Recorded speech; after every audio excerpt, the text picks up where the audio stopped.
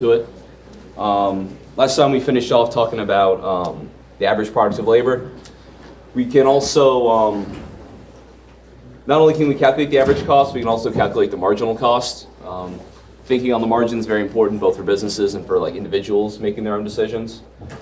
So we can define the marginal cost as the change in a firm's total cost by producing one more unit of a good divided by the additional quality. So divided by one more units. So this is the formula we have up here for marginal cost. Marginal cost equals the change in total cost divided by the change in quantity. Remember in like math formulas, delta is the symbol for change. Oftentimes, delta Q is going to be 1, so we can just ignore it. So the marginal cost is going to be the change in the total cost. But yeah, so don't, if you're like writing it down, put the number like divided by the number 1. Just so you don't get in the habit of ignoring the change in the quantity, because they can come back to bite you in the ass later if there's a change in like 10 or something in a different problem. It's kind of like hitting the snooze button. You don't want to get in that habit because eventually it's going to come back and hurt you. Marginal cost is an important concept because firms consider an additional unit of labor or an additional like unit they produce. They don't make all or nothing decisions. It's like, is this next one going to benefit me or is it going to cost us too much money to produce? So they ask themselves, like, what can this new worker produce and what's the cost going to be? And they compare those. If the value they produce, the revenue they bring in is greater than the cost of paying that new employee, then they're going to hire that new employee. So here's an example to help visualize the average and marginal cost of production. So let's go back to the production chart we had before, where the quantity of workers, the amount produced, all that fun stuff. So the first two workers, they have increasing production and marginal production of labor. This is like the same information from last time. So you go from the first worker, when you go from 0 workers to 1 worker, you're producing 200. Then when you go from the first to second worker, you're producing 250 more. So we have increasing returns from labor. And then after that, the marginal product of labor, we can see goes to 100 to 50 to 25, so it starts decreasing. You get those diminishing returns that we were talking about before. We can also see the marginal cost of production decreases as we move from 1 to 2 workers. So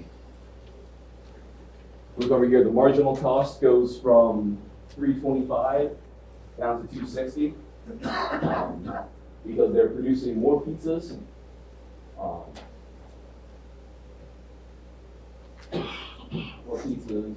Just by adding that 1 worker. And then we can see as the marginal part of labor decreases, you see the marginal cost increasing there. Likewise, the average total cost, the far column, that decreases from the first to the second worker because, and then because we have diminishing returns after that second worker, so go from 3 on. We see the average cost increasing from 467 to 5, 567, and so on. Can I ask you a question? Yeah. Not test. Sure. What's number 8 and 9? And 10, both no 9 and 10. 8 and 9. Okay. That's wrong. Is it? Gosh. Do it. Do it. So 8 and 9, the price of good is $2. All the producer surplus of the second unit produced fee. So that's a $2 minus $1.50, so 50 cents. B. Wait, 50 cents? Yeah. Okay. And the price increases to $2.50. 4 units will be produced. Wait, but why? Because isn't it 250 a year and this is very, I didn't think that way. I was nice. Isn't 250 a year? Yeah, 250. That's going to be 3 and 4 units. 175 is 3 units. $1.50 is 2 units, and $1.75 is $1.25 is 1 unit.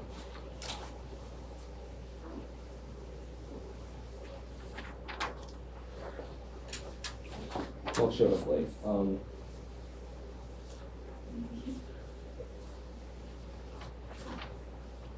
I don't forget I'm way out. Thank you very much.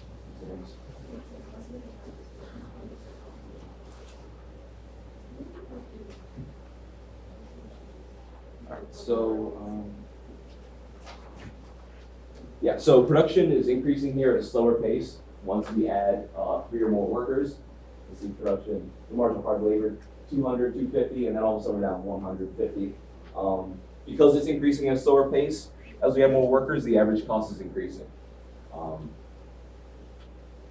I'm just mathematically, when you divide the quantity of pieces by the number of workers, or not the quantity of pieces, the cost of producing the pizzas. For the quantity of workers, it's going to be increasing because you're getting these diminishing returns from adding on new workers. They're not producing as much, so the average is increasing. The marginal cost, that column is just the cost of producing one more pizza.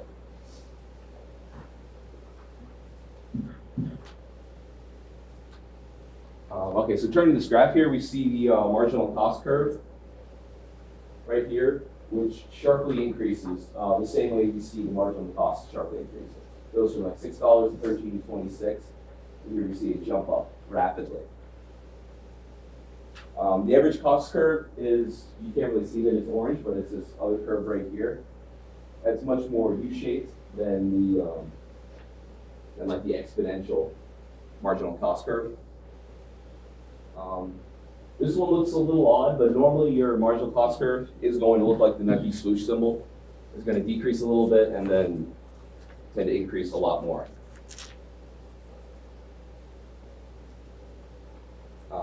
And yeah, so if you remember the marginal and total production curves earlier, these are the exact opposite of that. The marginal production is going to like decrease sharply, it's going to increase a little bit and then decrease sharply. And then the,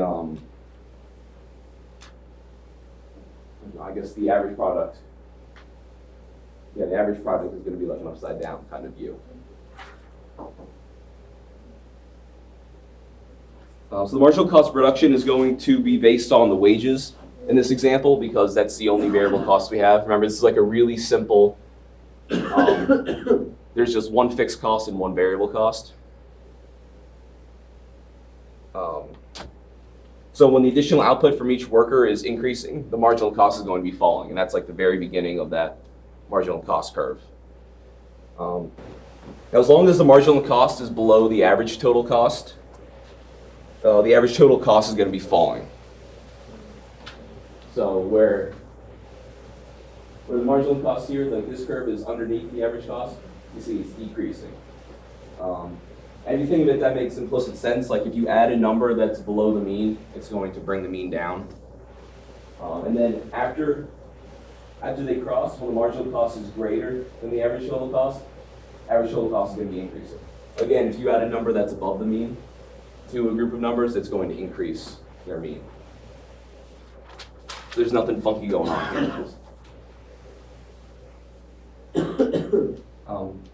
So they move together and they intersect at the point where average total cost is the lowest.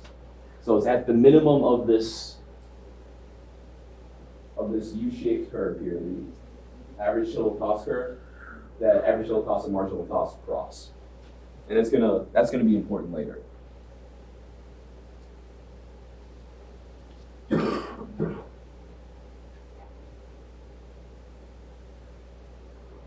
Yeah, so we've already calculated average total cost, which is the total cost divided by the number of units.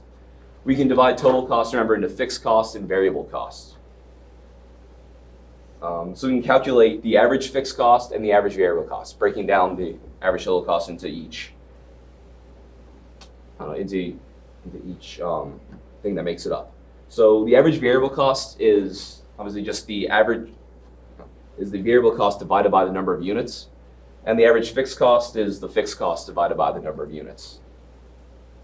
So far I know these graphs and trying to figure these out seems boring and pointless, but we're gonna put them together eventually at the end of this chapter and to help figure out like where firms are gonna produce and like how much profit they're going to make.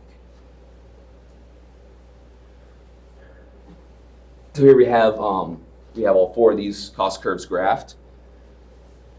Marginal cost, average total cost, average variable cost are all somewhat U-shaped. They decrease and then increase. Um, marginal cost, marginal cost, that curve crosses both the average total cost and the average variable cost at their lowest points. This isn't happenstance, it always does based on their mathematical relationship.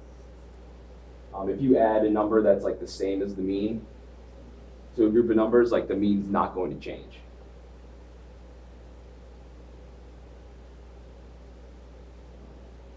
And then as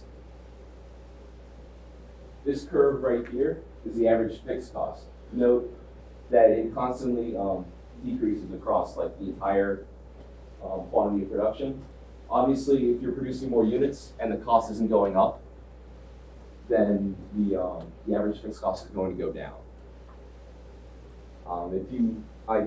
In this case, she's spending $800 no matter if she produces 0 units or if she produces 10 units. And the difference between the average fixed cost and the average variable cost is going to equal the average total cost.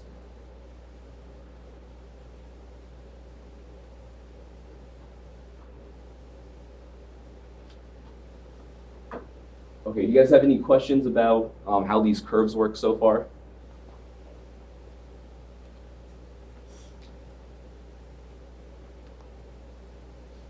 Okay, so this is the cost in the short run. Remember, there's also the long run we need to consider. So long run is a long enough period of time that all the costs are variable. So things like, I don't know, like the machines in this case, like the pizza ovens or like the place she rents, she can change all these. In the short run, you can't change those. So there's no such thing as like, or no distinction between fixed and variable costs. All the costs are variable. So for this, we're just going to look at the long run average cost. That's going to be the total cost.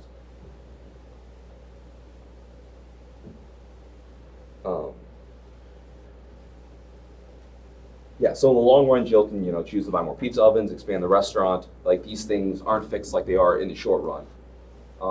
So the long run cost curve shows the lowest cost which a firm is able to produce a given quantity of output in the long run, where none of the inputs are fixed. So here's an example of 2 long run cost curves. The first one on the left is for a small auto manufacturer, someone like Tesla. And the one on the right is one for a larger manufacturer like Ford. So in low quantities, a firm can experience what's called economies of scale. Economies of scale is when a firm's long run average cost falls and increases production. So you see for this, for Ford here, their costs are falling. Say here they produce like 100,000. If they move down to 200,000 units, it's going to be cheaper for them. They have like large facilities. They have a ton of employees. They're able to buy the raw materials they need in bulk, so they get like a discount for that. That's going to make producing more cheaper. But also because that they're going to have high fixed costs, which is why a small place like Tesla is able to produce, say, 20,000 cars for like $52,000, whereas Ford is going to be like way up here. They've got to pay for all those factories, all those workers standing around. They're not able to produce as efficiently for like such a low cost as someone like Tesla is able to. So the reason economies of scale exist, why firms as they grow larger are able to produce cheaper, at least at first, is first there's like large scale mechanical processes. So remember when Henry Ford like came up with the assembly line, that allowed him to reduce costs dramatically while increasing production. Far more than any of his competitors at the time. You get like specialization and division of labor, where workers are focusing on one small task. They're able to do it very quickly. Learn little tricks to cut off time. They can excel and get really good at just one little area instead of trying to do everything. They can also buy in bulk from producers, like I said. So these intermediate goods, they'll be cheaper because lower delivery costs or less, like they have to show up less frequently. They can just drop off one giant bin instead of a bunch of small ones. If you think about it, like that's why Giant's produce is going to be cheaper than a place like Smith Myers. Like Giant can buy in bulk, they get a ton, or Smith Myers is going to buy like little shipments. And then there's administrative savings from spreading management costs across the business line. So I don't know, you need like a certain number of accountants to run your books. If you're a small firm, that cost is going to be a greater like percentage of your total than if you're a large firm.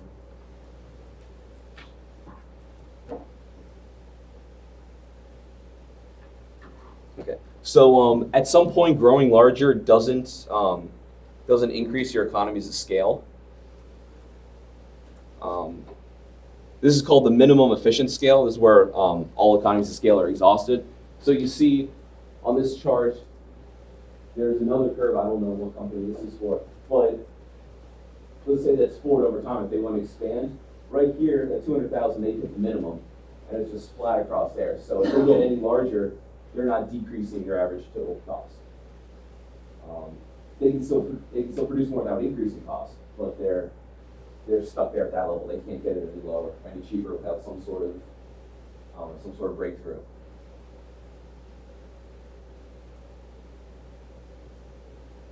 Eventually, if, as say Ford keeps increasing in size, they're going to experience what's called diseconomies of scale. They're going to start going up the curve here. At this point, the firm is so large that they're adding on all these extra costs. Maybe they're less efficient. They're focusing on the wrong things, or they don't have management expertise, or maybe they need to bring in too many managers for all the different areas. Eventually, it's going to be too expensive to run that firm, and they're going to start increasing their cost.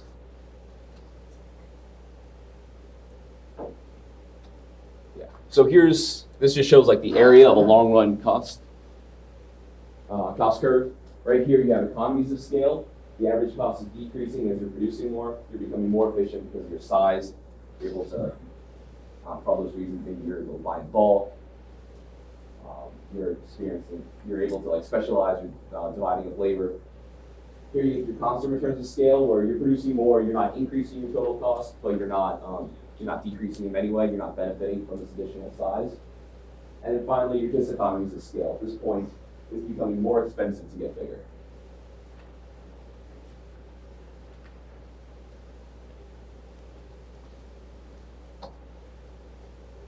Okay, so the textbook asks us, why might a car company experience economies of scale?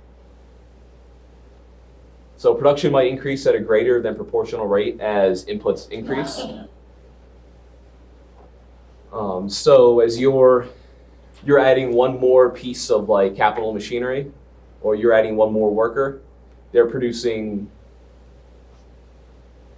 I don't know, I guess more than you would expect, rather than producing like, I don't know, rather than the marginal production of that additional worker, the additional capital being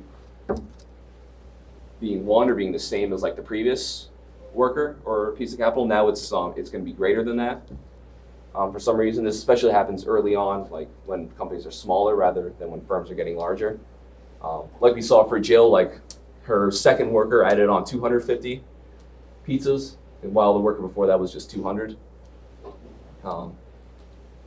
There's also more workers allow specialization. Like I said, people focus on one job. They get really good at that. They don't have to waste time running back and forth doing different things. They don't have to focus on different things. That's why, like in factories, you see people working. They'll work just like one job. They'll put screws in a board like all day because they can do it quick. They get good at it. They don't even have to think about it, and they don't have to like run back and forth between stuff, which eats up time. And large firms can purchase inputs at lower prices. They start to get market power, or some sort of market power, so they can negotiate like discounts. If you think back to the episode of The Office where Michael goes to Chili's to sell to like the school district, they're a really big client, so he gives them a discount to try to get their business. Large companies can do that because they're buying so much from them, and also it's cheaper to deliver like like I said, drop off one big delivery like every so often rather than a bunch of small ones. But economies of scale don't last forever. Eventually, managers have difficulty trying to run a giant company. If you look at like, we talked about like GE struggling earlier in the semester, they had all these different businesses in all these different areas. The CEO, Immel, like, he wasn't able to like have the expertise to know like every single industry they're in. So you either need to hire a ton of managers, or you have managers who are like running the place that don't know what to do in like specific industries. One of those is going to increase costs. One of those is just going to decrease like how well the company performs. And they give a quote from the president of Toyota's plant in Georgetown. Demand for high volume saps your energy. Over a period of time, it eroded our focus and thinned out the expertise and knowledge we painstakingly built up over the years. That just shows some of Toyota's struggles with trying to become a large company, trying to sell more. Finally, we have diseconomies of scale at the Ford Motor Company. So Ford like created the assembly line, like came up with the idea for it, and like revolutionized the production process. So then he built this enormous complex at Dearborn, Michigan. Maybe that's near Detroit. I'm not sure, but to produce like his first Ford car, the Model A. They lost a ton of money because the complex was too large. It says there's a disconnect between workers and management. Management didn't know how to like watch all these workers, and then literally like the space was so big to walk around and see what everyone was doing was too difficult. They became too big, and they ended up costing themselves too much money to try to produce those cars. In hindsight, he should have went with a smaller factory, still one that allowed for the assembly line division of labor, but one that wasn't so large and so expensive, and ended up increasing their costs like that. So I have a question for you guys. So you guys concerned about the eventuality of like one company or a few large companies becoming monopolies, like being like the only company in town that sells everything? Like an idiocracy where like Costco sells everything. Yeah, I really hope that doesn't happen because of the fact that there's monopoly. There's no competition. There's no incentive to get better. Companies can get like replace it. Just like here, who else is going to give you this product? It might not be the best, but it's the only type of product you're going to get. So like your cable company. Yeah, pretty much. So if that lack of competition really can make goods like lackluster and not as good as they could be with competition. So. Do you think that's a serious possibility though, that we'll end up with like some kind of Amazon, Apple, like Walmart hybrid that's just I feel like that could everything? definitely happen with how big Amazon is getting with like online goods and stuff, because if like the drones and everything that they have are able to deliver everything, I don't think people would leave their houses to go to the grocery store and stuff, because they just be like, oh, I'll do it for Amazon, and then a drone will deliver it to my house. So They already don't. They already have grocery delivery services. yeah, that's what I mean. That's why Like Giant does that, and then there's like companies that do it like on their own. I think at They go Walmart- grocery shopping for you and yeah, bring it at to your Walmart, house. You can like order all your stuff online and then just pick it up at the store and like, Yeah. they'll have it ready for you. So it's pretty crazy. But yeah, I could definitely see it happen with big companies like Amazon, Walmart, and then even Apple if they wanted to get into the market like that. But how do they get over the diseconomies of scale? That's the hardest part. I mean, Amazon keeps their costs down to a minimum, so if anyone could do it, they could do it. But so eventually, they're going to get into a line of business that they don't know. So at that point, it's going to be like just running two separate companies, just put under like one logo. So is it any cheaper at that point?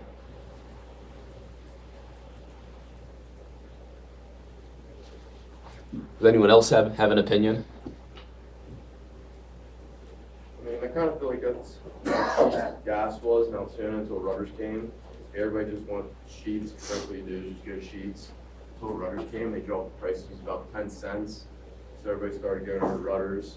So if you're on like 58th Street side, Sheets, and over, all that gas is cheaper than, like I live on, you know, where like Greenwood is? No. Altoona. It's like the whole opposite side of Altoona, it's about like 10 cents cheaper. So usually when I get gas, I have to drive way over to like 58th Street and like that Sheets. Is that by the right by the Sheets headquarters? Yeah, Yeah. over that way, it's just way cheaper. So it's like Rudders is kind of like coming in on them, and then they're building another big Rudders on the other side, and then they just put one over by Mansion. So I feel like they're dropping the prices and making competition for Sheets. We're putting the Rudders in Crescent now. Really? Rudders is like savages. They don't You know care where about like Wilkinson's is? jurisdictions. Crescent, like that Like, old, that In old gas Duncan, and they station. put one just right across the Yeah, street. yeah, from right by the Dollar Sheets. General there. That's See insane. the Rudders they're putting in Pinecroft? I'd never heard of them until I lived in like southeastern PA for a summer. Well, Sheets and Wawa, like they have their board of directors are on the inside of the board of directors. Really? So they like made boundaries so they Yeah. can have their own business. And Murders just blowing that up. Yeah. They don't care. That's awesome.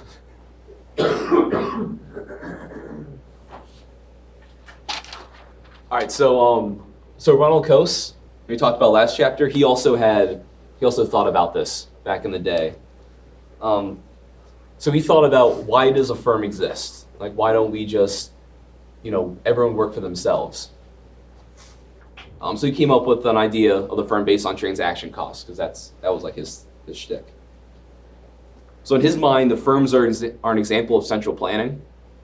So imagine like the centrally planned socialist economy. It's like a miniature version of that. At some point, it's like the manager or the CEO, they're in charge, they're making decisions. They're determining where resources should go, how they should be used, what production techniques to use. It's not like individuals acting on their own. You think about it, people come home, they complain about their boss, they complain about working for the company, but they never come home complaining about the market, about like how much their company's goods are being sold for, things like that. So he wondered, like, wouldn't it be easier to buy raw materials on the market or buy intermediate goods on the market, like do your little task yourself and then turn around and sell it again to the next person who does their little task, back and forth? He said the reason why they don't do that is transaction costs. The cost of finding a buyer or seller for the product and like negotiating a price, that's too difficult and too costly. And no one's gonna want to do that on their own. So instead we organized into firms, and then we did this to reduce or eliminate the transaction costs, and then create employment contracts, which are either like indefinite or they last for a long time, like 10, 20 years. So while firms are growing larger, they're reducing the average total cost because the economies of scale. Like we said earlier, eventually this efficiency is going to disappear. So the costs of management are higher, the cost of organizing the production in the firm, so making sure employees are, like, they're not shirking, making sure they're doing the right things, designing the factory properly. And then there's growth of bureaucracy within the company, which stifles innovation and increased costs. It becomes costly to run such a firm if they have many different lines, like Lindell Global and the other guys, how that company, like, they do everything. When you get that many, it's tough to have the expertise of management to know what to do for each one of those lines of businesses. So eventually you're going to get bloated and inefficient. You're going to waste money and squander talent just because of that bureaucracy. Eventually, like, when a company's small, say it's like 10, 15 people,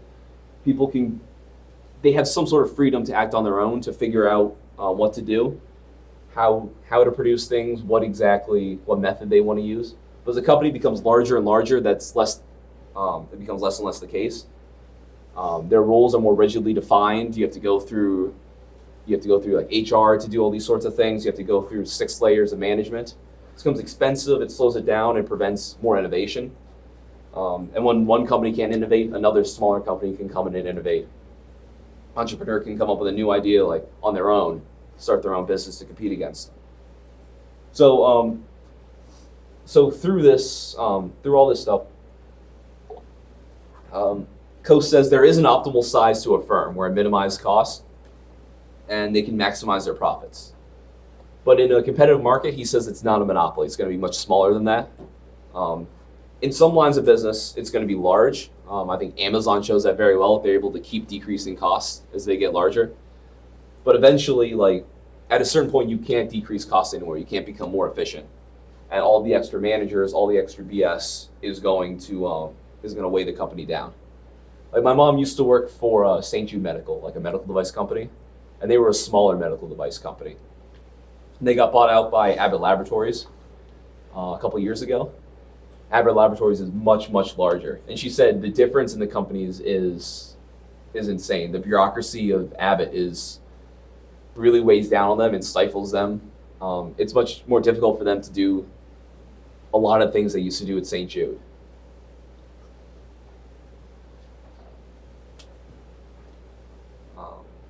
Then they ask if NFL teams behave efficiently, if they try. What do you guys think? Do you think NFL teams try to maximize, or sports teams in general, try to maximize their wins or maximize their revenues? That's on the other. Yeah. That's what depends on So you think the Pirates are trying to maximize revenue, Yes. and not going after wins? Always. It also depends on your players. Say, like you have like the Steelers, like with their Ben, like they're obviously gonna keep on paying him a fair amount because he's probably taken some pay cuts throughout the years, and now he's like on the tail end of his career, and they're gonna keep on giving him what he deserves to like make up for it, to like make up for the past, even though they might be able to get a better quarterback or somebody that's more efficient, like somebody that costs less, that's only a little bit, like marginally only a little bit more. Yeah, like a Blake Bortles. Yeah. Not, Well, hopefully not. But yeah, you get my trying to Yeah. say. There's definitely some teams that you see like that their goal is to maximize their wins. I think the Patriots, unfortunately, are a good example of that. And they have a ton of guys that are willing to take pay cuts to do that. It's a lot tougher with a salary cap to talk about this stuff because teams have that hard ceiling that they can't spend more than that. It's a little bit different in that. It makes it NBA, interesting, but It's crazy. There's kind of a salary cap in the NBA. It's just like a the luxury tax, yeah. I think it's like most teams though, it's both. Like when they maximize, That there's a combination of the two they have to look at. yeah, if they maximize wins, then it leads to a maximizing. I mean, they definitely are related to each other. Spend a ton on their team, but like they like have way bigger crowds at their games, so they can get the Yeah. I mean, if you're going to the World Series, you're gonna have more fans yeah. than if you're in last place. But the maximum for both of those is gonna be, odds are, is gonna be different. Yeah, these economists found that teams overspend on high draft picks because GMs, they think the GMs are overconfident in their abilities, that they get too cocky for top-rated players, overconfident in the top players themselves. Think of how many like top draft picks have like fizzled out, really in any sport, but especially in football. Because at that Remember, point, Jamarcus Russell was like, the Raiders gave him all that guaranteed money. Because at that point, they're not only paying for the skills that they currently have, but what they like, the potential that they see too. Some, Yeah. Like the chance of them becoming a great player. Yeah, there's the Like, they chance to kinda become a good have player, to. plus getting the fans excited. Yeah. Like they're gonna sell a lot of jerseys in the short run. Right. I'm sure there were a lot of Jamarcus Russell jerseys sold in Oakland.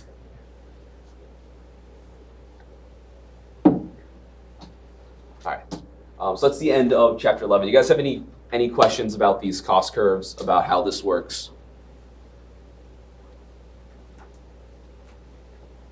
All right, let's take a break there, and let's do a question from each side of the room. I'm gonna reset our brains here. Let's go with this side because there's more of you.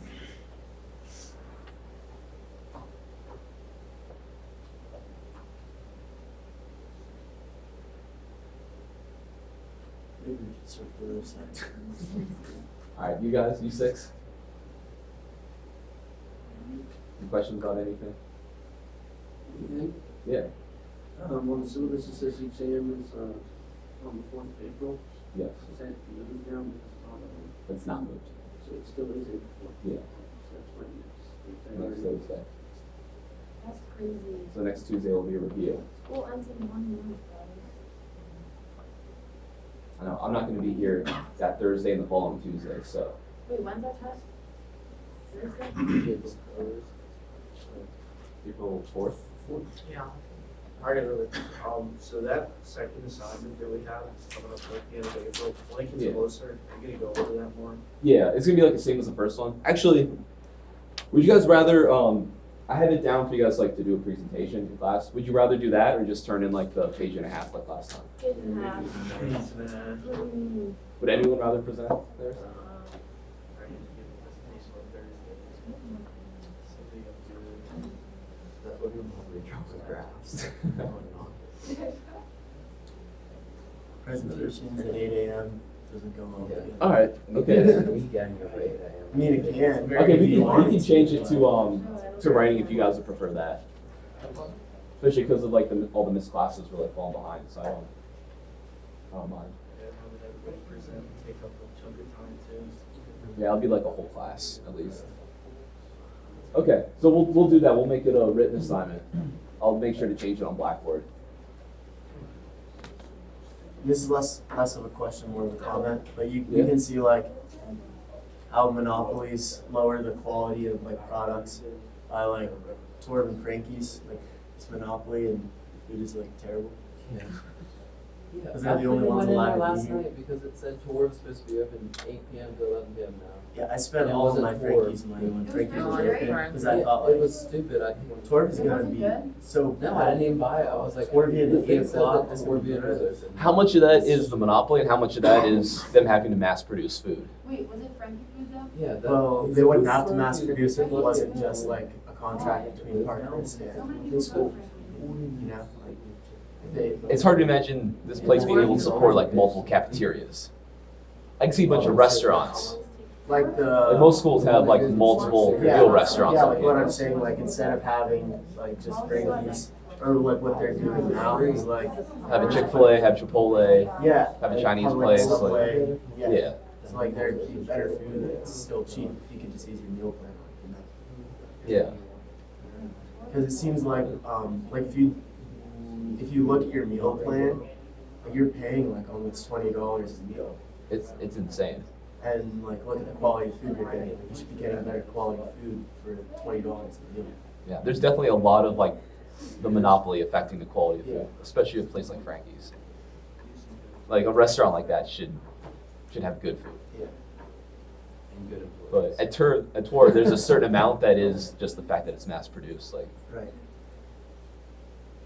I don't know, you let things sit in those those metal containers Yeah. like on like half heat, like it's not gonna taste good, no matter how hard you try. Although if there was competition, maybe they'd figure out a different way to do it. They'd have more stands like Bravo, maybe.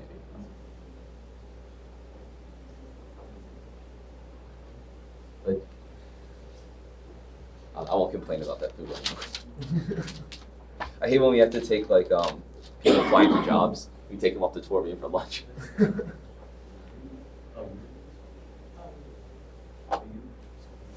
All right. Moving on to chapter 12, we're going to talk about firms in perfectly competitive markets. So, over the next couple chapters, we're going to look at a few different market structures, or basically how the firms interact with buyers to sell the products they make. So we break these down into 4 separate categories based on how much competition is in the marketplace.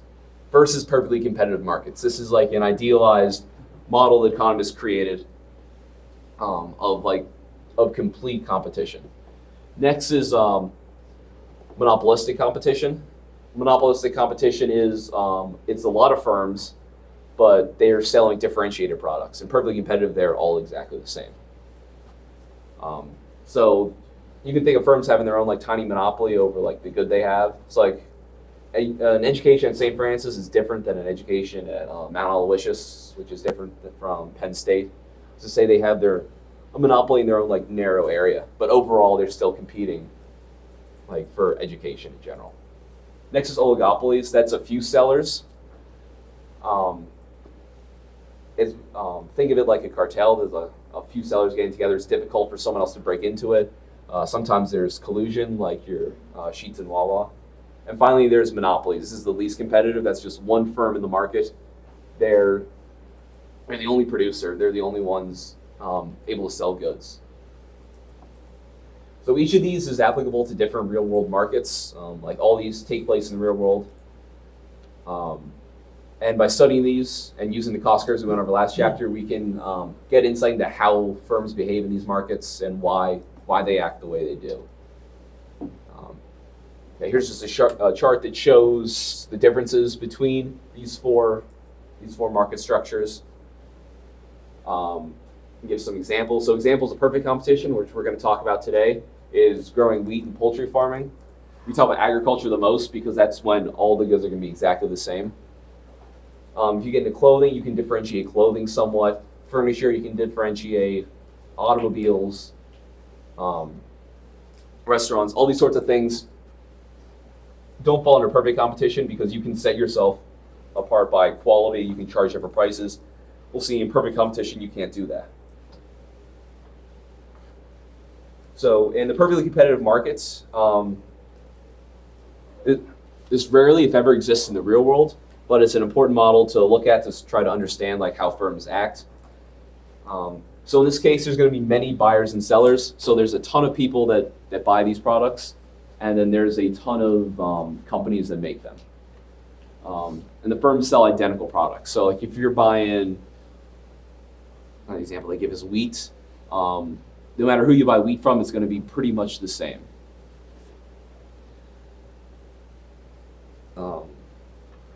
If there's any differences between the products, then it's no longer perfect competition. And finally, there's no barriers to entrance for new competitors. So in most markets, there's barriers, whether it's like business licenses or occupational licenses, there's different regulations. There can be really high startup costs. Maybe other companies have like really high brand names. It's called brand capital. So that's tough to overcome for a new competitor to try to make their name. Yeah, so you really don't need actual competitors for like competition.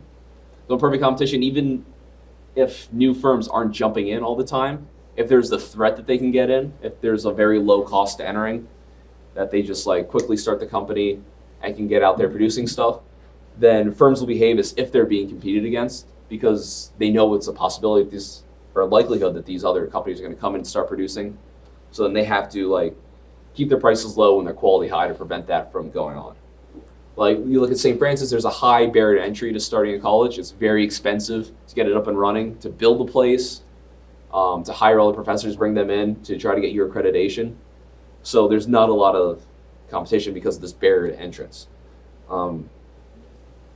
For other things, let's say like go back to farming, there's pretty much no barrier to entrance. If you can buy the land, you pay for like the seed, you pay for the fertilizer, you get a couple tractors. I'm simplifying here, but you know what I mean. Like it's fairly easy to get into, and you're able to start competing.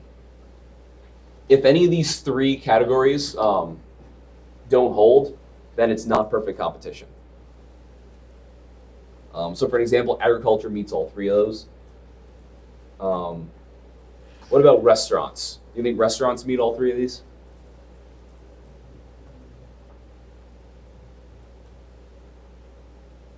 Do they meet number one, that there's many buyers and sellers? Yeah.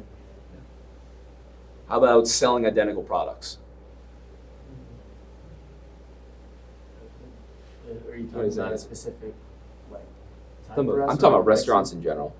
I mean, selling food, No. so I mean, would that be considered identical? But there's like different tiers. Yeah, Yes. would you consider Subway the same as? No. Yeah.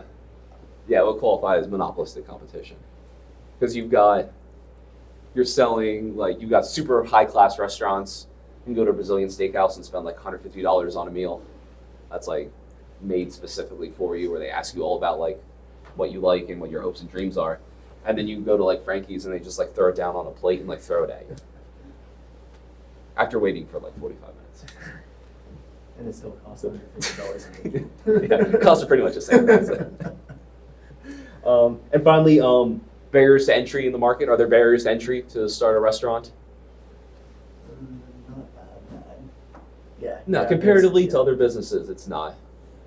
It's There's not some. terrible. New restaurants start all the time, Mhm. and restaurants fold all the time too. It's a very easy in and out of the market. So firms in a perfectly competitive market, they're called price takers. Basically, they're unable to affect the market price because there's so many goods being sold and so many other producers. So imagine a large market like gasoline. If you produce or you purchase some gas, it's not going to impact the market price. You're not putting a big dent into the supply. So, I mean, the price is staying the same. Unlike, say, an airline purchases one additional airplane. Airplanes are expensive as hell, and there's not that many of them that are like produced at a time. So that can significantly affect the price of airplanes, especially if it's like I don't know, if purchasing the airplane was like a surprise to the manufacturer. So anyone who wants to sell in a perfectly competitive market is going to have to accept the market price. They really don't have a choice.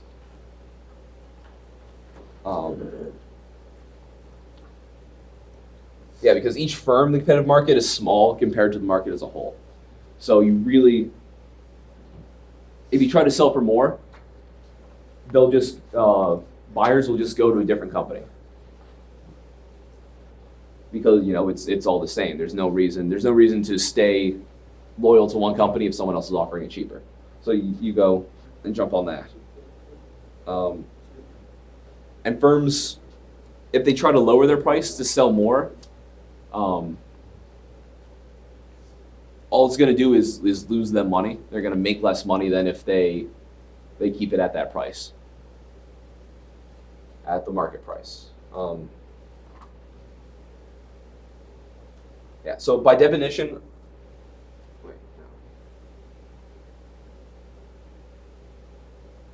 yeah. So like I said, firms are too small to affect price. They're going to be price takers. Because of that,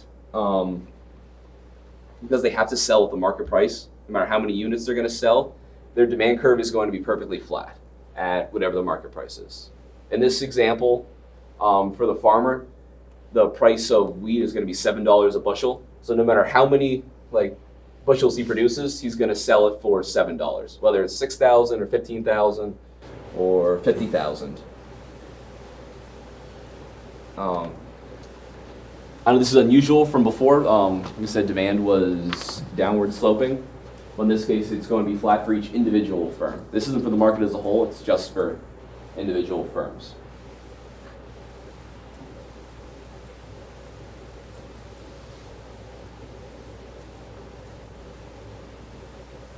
Okay, so let's look at, this slide has what I need. You have a supply and demand graph for the entire market and for an individual firm. Right, here's the entire market for wheat. You have the downward sloping demand curve that we normally have, and the upward sloping supply curve. Right here they cross. Once you cross the equilibrium, that's $7 a bushel. That's going to be the equilibrium price. The market is going to be all buyers and all sellers in the market. Now here on the right is the demand curve for individual firms. You see the demand curve is going to be flat at $7, still at $7. Note that the quantity here, if you have it up on your laptop, I don't know if you can see it from back there, it's like 2 billion bushels. Here it's only 15,000 bushels. That is much smaller than the market as a whole.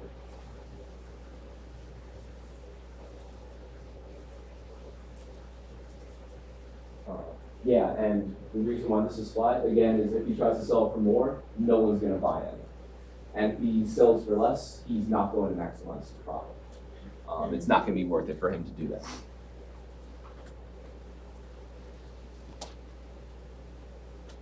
So let's look at how firms maximize their profit in a perfectly competitive market. So the firms, they try to maximize their profits. Profit being total revenue minus the total cost. Revenue for a firm is easy in a perfectly competitive market because they receive the same amount of money for each unit sold. So in this case, it's the price is going to equal the average revenue and the marginal revenue. All these are going to be the same. Total revenue is going to be the price times the quantity.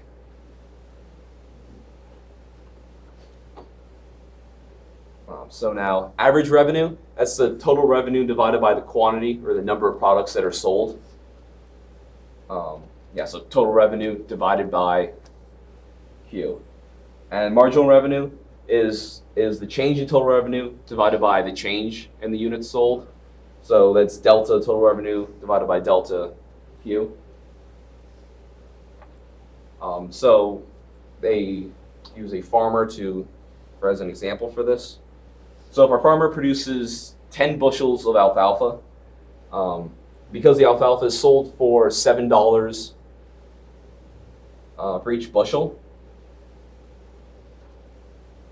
his total revenue at 10 units is going to be $70.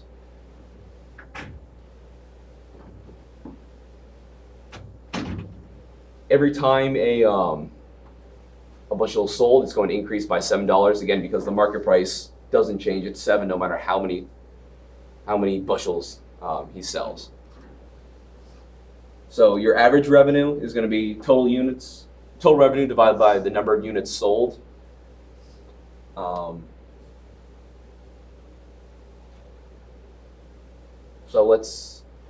revenue divided by the number of units sold. So let's say he's still at 10. He sells 70. That's the total revenue divided by the number of units, 10.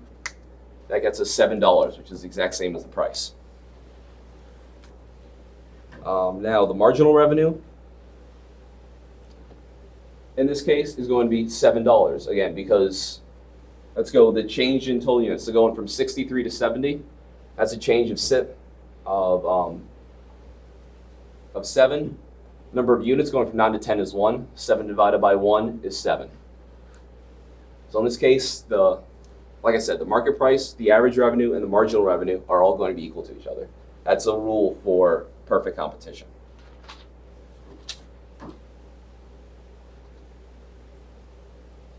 Okay, so now to determine our farmer's profit, we need to consider more than just revenue. We need to think about cost as well. So in column 1, here we have the quantity that are produced. In column 2, we have the total revenue. Column 3, the total cost. And finally, in column 4, we have the total profit.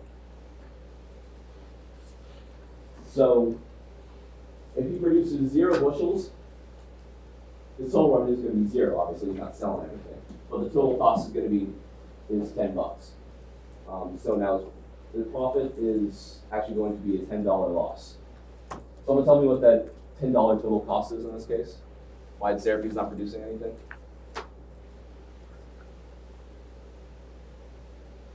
It's the fixed costs. That's right. That's a fixed cost that no matter what, he's paying. So paying for the equipment, the land, whatever. So to calculate the profit, you subtract the total cost from the total revenue. So 1 unit, revenue is $7, but the cost is $14, so he's still going to lose $7. He doesn't make a profit until he sells 3 bushels, where his revenue is $21 and his cost is $18.50. So initially, the first several units, we see that the total revenue doesn't make up for the total cost, and the farmer is going to operate at a loss. So like Ford in our last example, for economies of scale, he can't produce at a profit at such low levels. He needs to produce more. In this case, because the fixed cost is too high. So we see he maximizes his profit here at 7 units. His profit is going to be $13.50.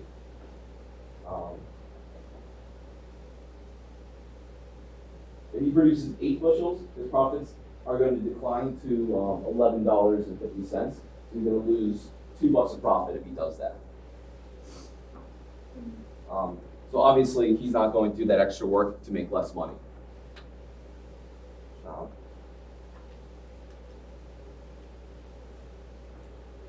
So 7 units is going to be it's going to be the profit maximizing level of output. That's where That's where he's going to produce. We can also use marginal revenue, marginal cost to determine where to produce. So if the profit is maximized where marginal revenue equals marginal cost, or marginal revenue is just barely above marginal cost if they don't cross exactly. In this case, at 7 units, the marginal revenue is $7. It's always going to be $7, and the marginal cost is $6.50. This is where marginal revenue and marginal cost are the closest. So 7 bushels of wheat is where this farmer is going to produce. He's not going to produce 8 units where the marginal cost is $9 because that's greater than the marginal revenue he's getting. Again, he's giving up money to produce more, so he's not gonna make that sacrifice. If he's about to produce 7, he's like, oh, should I go to 8? Like, he's gonna say no because he's not making that money.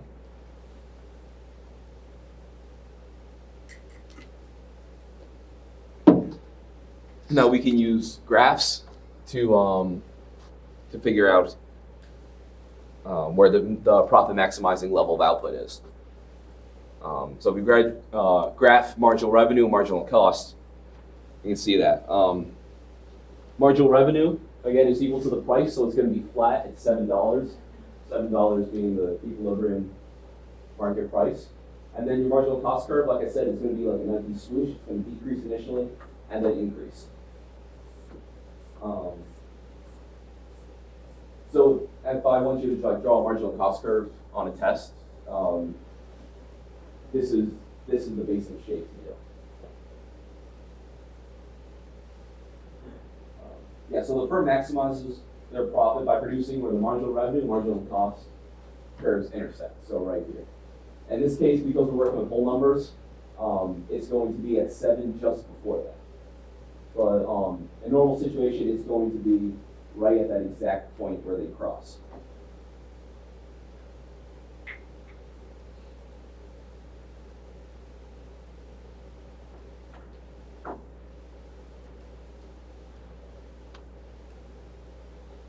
Okay, so how in practice does this process occur? Remember that decisions are being made on the margin. The farmers consider planning, investing additional crops. So he's saying, all right, like I can do one bushel. Like, am I going to make more or less from 2? Am I going to make more or less from 3? More or less from 4? He goes on and on and on, considering the additional unit. Once he reaches 7, he says, can I make more money from doing an additional unit? Looking at his costs, he'll see that he can't do that. Growing additional crops is going to decrease the amount of money he makes, or like the profit that he makes. So he's not going to produce that one. Like the cost of labor to cultivate this alfalfa that he's growing, if the cost of labor is going to be higher than the revenue he gets from selling it, then he's not going to choose to cultivate it. This is thinking on the margin, thinking about the next additional unit, rather than thinking just from his head like, oh, do I want to produce 0? Do I want to produce 10? He's thinking along the line from one to the next. So now the rules for profit maximization. This is basically what the graphs tell us, that the profit maximizing level of output, where the difference between the total revenue and total cost is the greatest, that's where profit's going to be maximized. And definitionally that makes sense, where total revenue is greater than the total cost. And the second is the profit maximizing level of output is where the marginal revenue equals the marginal cost. Where those two curves cross, the marginal revenue and marginal cost, that's where you're going to maximize the profit. These rules don't require perfect competition. They're true for like every firm out there. This is just like the first time we've illustrated this rule. Now for perfectly competitive firms, there's also an additional rule that's not true in the other markets, the other 3 types of markets, and that's that price equals marginal revenue. Because of that, the profit maximizing level of output is where the price equals the marginal cost. We don't see this in a monopolistic competition, monopolies, oligopolies.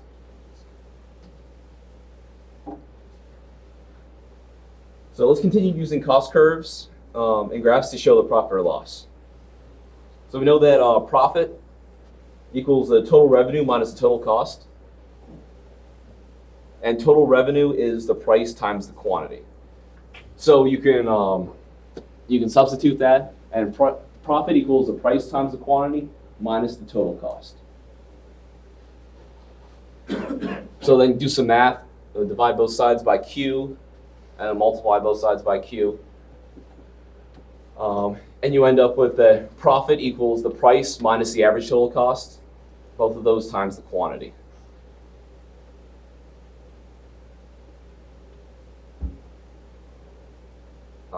Now we'll use a graph to show what this means. The firm maximizes profit when the marginal revenue equals the marginal cost again. So they're going to produce right here, marginal cost and the price, the demand, the marginal revenue, they're all the same, where those two cross. Now the profit, instead of price minus average total cost, is going to be, go down where the marginal cost curve crosses the marginal revenue curve. Draw a line, dotted line straight down, that's the quantity that you're going to produce. That's where quantity is maximized. Where the average total cost curve, where it crosses there, if that's different than the marginal cost, the average total cost is below the marginal cost, that's going to be the per unit profit. And then to find the total profit, multiply the number of the quantity of goods or units produced times that difference. You can think of it as the area of the rectangle, if that's easier, or you can just think of as this difference times the number of units.